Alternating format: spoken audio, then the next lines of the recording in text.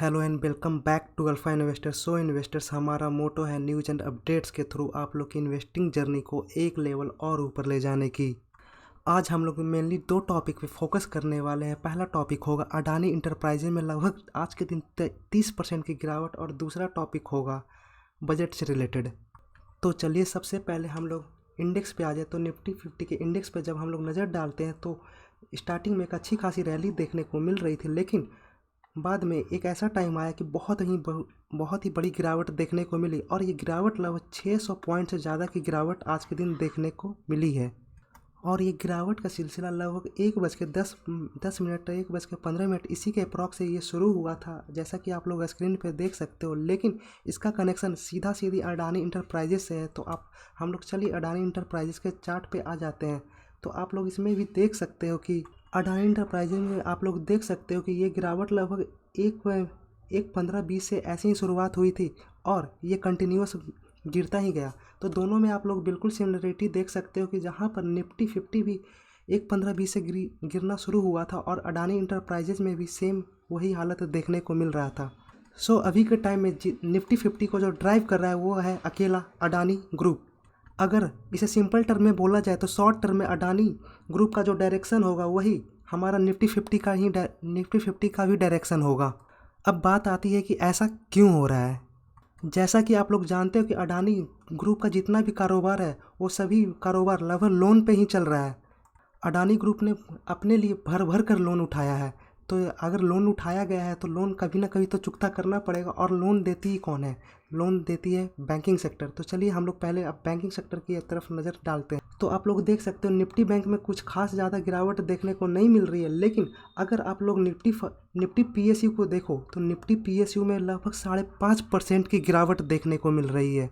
अगर शॉर्ट में बोला जाए तो आज के दिन निफ्टी PSU पूरी तरह से क्रैश ही हो चुका है। आप लोग समझ सकते हो कि अगर इंडेक्स 5% 5.5% गिर रहा है तो स्टॉक्स कितना ज़्यादा गिरे होंगे आज के दिन।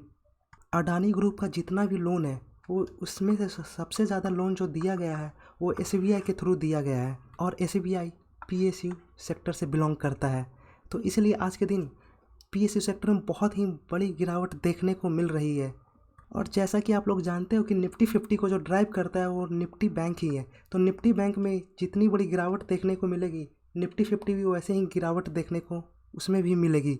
तो इसलिए हम लोग कह सकते हैं कि निफ्टी 50 को जो ड्राइव कर रहा है अडानी ग्रुप ही ड्राइव कर रहा है।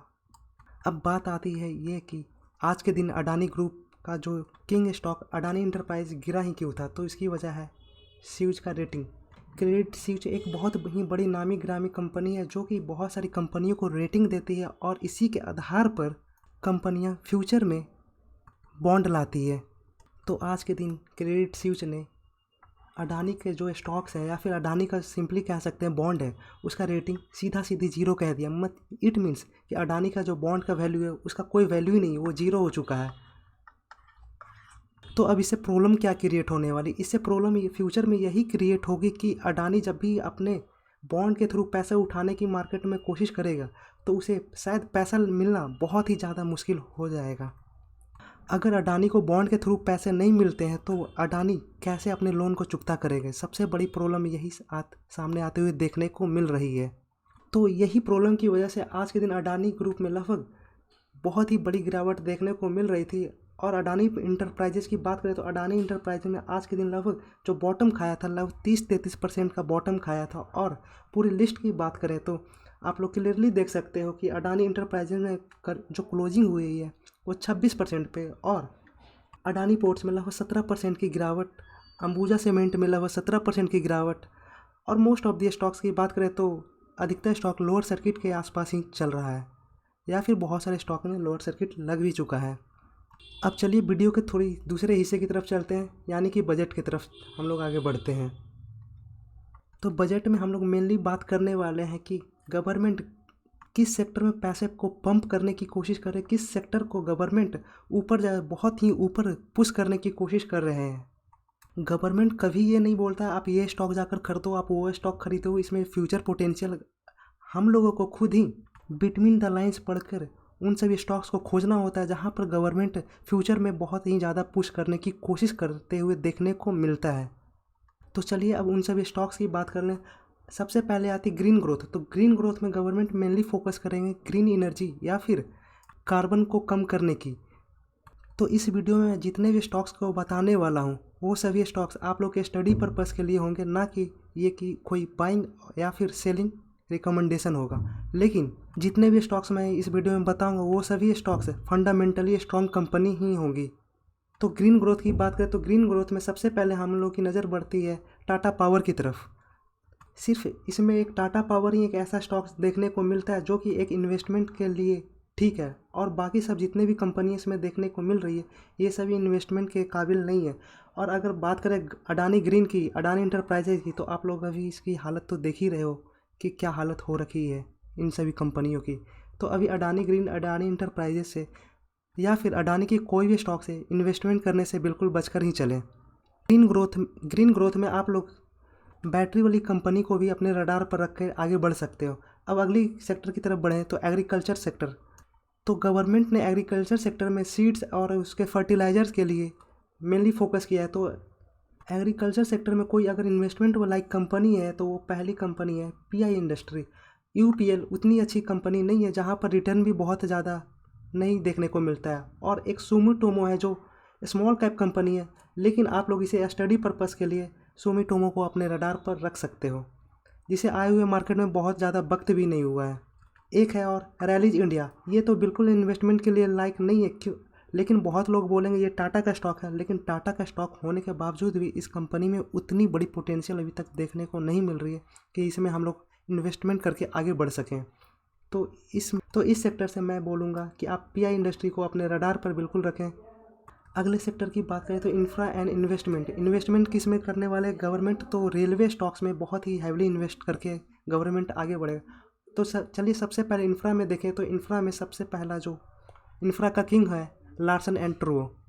तो आप लोग सबसे पहले एल&टी को अपने रडार पर रख सकते हो। और दूसरी स्टॉक्स की बात करें इन्वेस्टमेंट के लिए अगर बात करें तो वो है गोदरेज प्रॉपर्टीज़। और इसी में एक स्मॉल कैप कंपनी की बात करें जहाँ पर फंडामेंटल्स थोड़ी ठीक देखने को मिलती है वो है ओबराय रियलिटी। अगर आप मेरी मानो तो इंफ्रा के जितने भी स्टॉक्स होते हैं वो सभी इन्वेस्टमेंट के लिए उतने अच्छे नहीं होते हैं, क्योंकि ये लॉन्ग टर्म में बहुत ही कम रिटर्न जनरेट करके देखते हैं।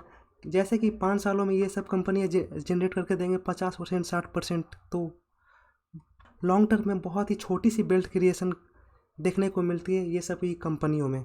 इंफ्रा में कुछ आप लोग साइड से भी स्टॉक्स को अपने स्टडी पर्पस के लिए यूज कर सकते हो, जैसे कि cement sector, piping sector, wiring sector, UTC, ये सभी आप लोग अपने रडार पर रख सकते हो। और रेलवे की कुछ अच्छी कंपनियों के बारे में बात करें तो पहला स्टॉक है आरवीएनएल, दूसरा है आईआरसीटीसी, तीसरा है आईआरएफसी, चौथा है आरकॉन इंटरनेशनल। तो ये 4 स्टॉक्स को आप मेनली फोकस पे रख सकते हो। ये चारों कंपनियां जो है वो सभी गवर्नमेंट बेस्ड कंपनी है। तो जैसा कि मैं प्रीवियस वीडियो में भी हमेशा से बताता आ रहा हूँ कि जितने भी गवर्नमेंट बेस्ड कंपनी है उन सभी में आप लोग का एक्सपोजर 1-2% से ज़्यादा नहीं होना चाहिए, क्योंकि आप लोगों ने शॉर्ट टर्म में या फिर कुछ टाइम पहले ही देख रखा था कि आईआरसीटीसी में क्या हाल हुआ था। 5वां सेक्टर लैब ग्रो डायमंड। तो इस सेक्टर में एक ही किंग है वो है टाइटन्स। और 5G सेक्टर में 3 कंपनी आप लोग मेनली रडार पर रख के आगे चल सकते हो।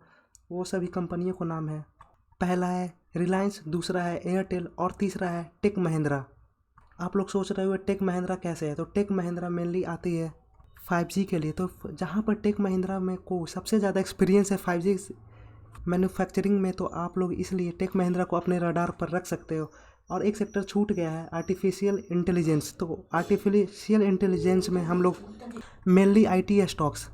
अगर आर्टिफिशियल इंटेलिजेंस में लार्ज कैप कंपनियों की बात करें तो लार्ज कैप कंपनियां तो भरी पड़ी है, जैसे कि TCS, इन्फोसिस, विप्रो। और स्मॉल कैप कंपनियों की बात करें तो कुछ अच्छी कंपनियां हैं हैप्पीएस्ट माइंड और LTTS। ये सभी कंपनियों को आप लोग अपने रडार पर रख के आगे बढ़ सकते हो। चलिए मिलते फिर किसी और वीडियो में। बड़ों को सम्मान और छोटों को प्यार दें। Thank you for watching.